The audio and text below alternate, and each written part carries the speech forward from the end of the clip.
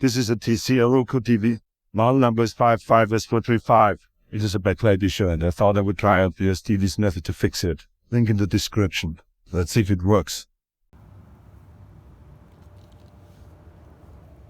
First, I will show you that it is indeed a backlight issue.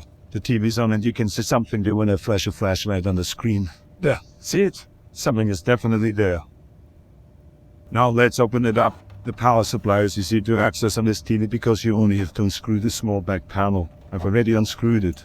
It comes off easily. So nice. Ah, yes, there it is.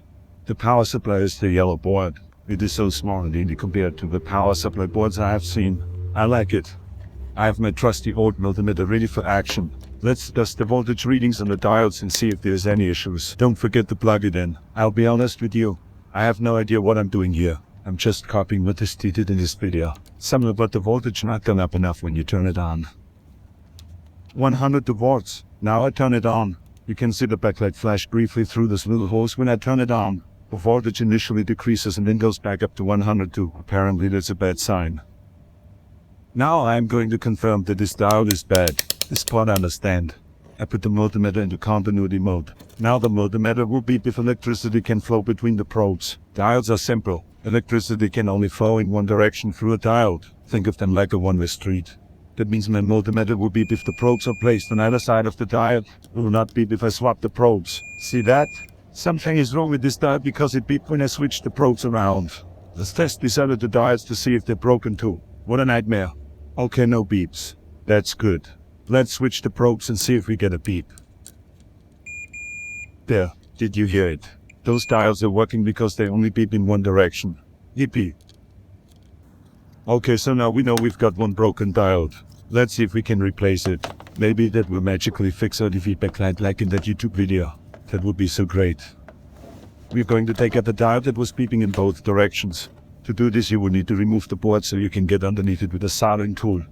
My soldering iron is very cheap and it took a long time to get out enough to take it out. But eventually I got it. A closer look at the diode I removed. I had a spare diode lying around with similar specifications. Lucky me, this may turn out to be a no-cost repair. A DIY dream come true. Somebody pinch me.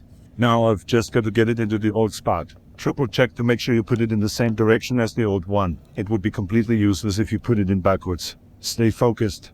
Don't get sloppy. Solder it in. It's got to get hot and bothered. Maybe somewhere with a harder soldering iron if you're looking to buy. I would not recommend this cheap pussy soldering iron. It doesn't get hot enough and makes old jobs difficult. Now the new diode is in and I've screwed the board back into the TV. Now I'll reconnect the wires to test it. Gee, I hope it works. This is so exciting. Okay, everything is back together. This is the moment of truth. A truthful moment.